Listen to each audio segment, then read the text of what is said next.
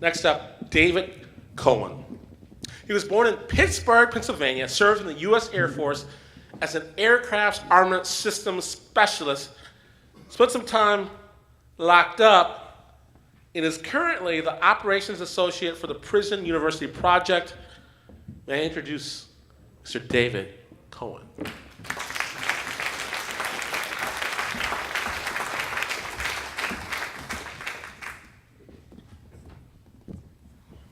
Well, obviously, my experience with love and the law is associated with my time incarcerated.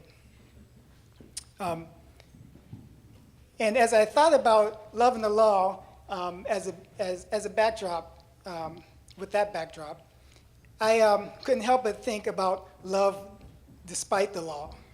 And I don't mean that to sound contrary or anything like that. What I mean by that is that sometimes when people do things that cause the law to restrict what they can do, love still finds a way. People still find love, and it can persist in their lives. And so as many of the people here know, when the law dictates that someone should spend time incarcerated, it also prescribes some type of protections for some fundamental American values, if not human rights. And however, it doesn't prescribe any protections for love, which in my opinion is a good thing. I don't think that the law is ready for that. In fact, it actually inhibits love in many ways. Of course, it does not encourage love between prison staff and prisoners for all of the reasons why you might imagine. And it actually interferes with the love between partners and family members. However, love still, under those circumstances, finds a way.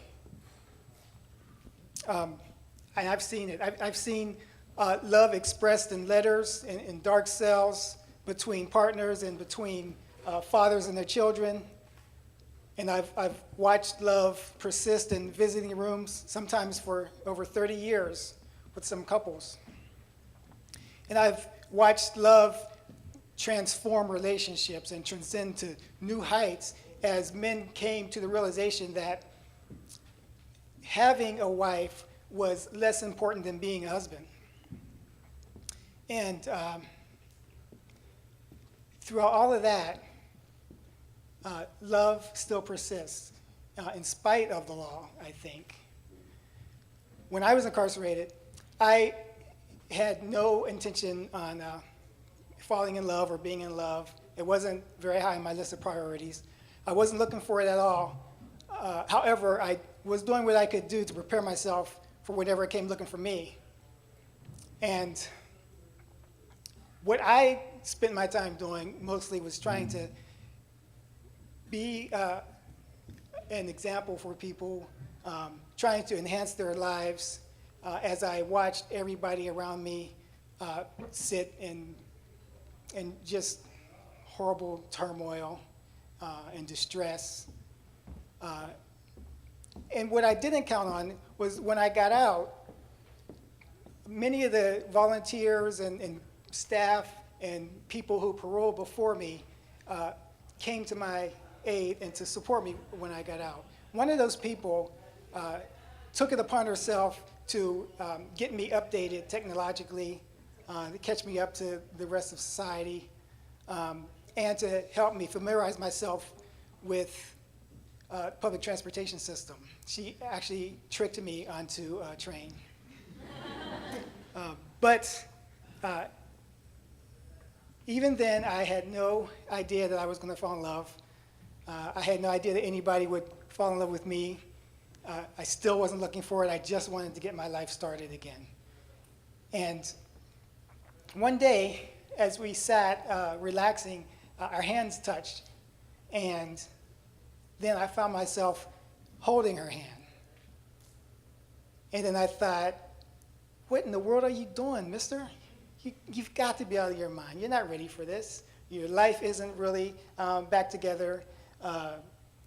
you have no savings, you have nothing together yet. No degrees, you're still getting all of that underway. But I held on to her hand. And as I held on to her hand for the next couple of months, I learned that she was extremely patient as I drug my feet, considering whether or not I wanted to be or should be in a relationship at that time. And as I held on longer, I learned that if I were to make a checklist of who the perfect person for me would be, she qualified in every aspect. I learned that she had an incredible insight into herself, the kind of insight that you only see from people who have spent a long time in prison, just rigorously going over every detail of their lives and their personality and their history and their family. That's something that is rare to see from people who haven't had to spend that time on themselves. I also discovered that she was very patient. We shared the same interests in my obligations to people who are to parole after me, and my obligations to people who have already paroled and helping them to reintegrate into society the best that they can. And so this mystery woman is right over there, Dr. Rebecca Carter. Say hi, Becca. And so love can happen despite the law. And I guess there's nothing that anybody can do about that, even the law. But that's a good thing. Thank you.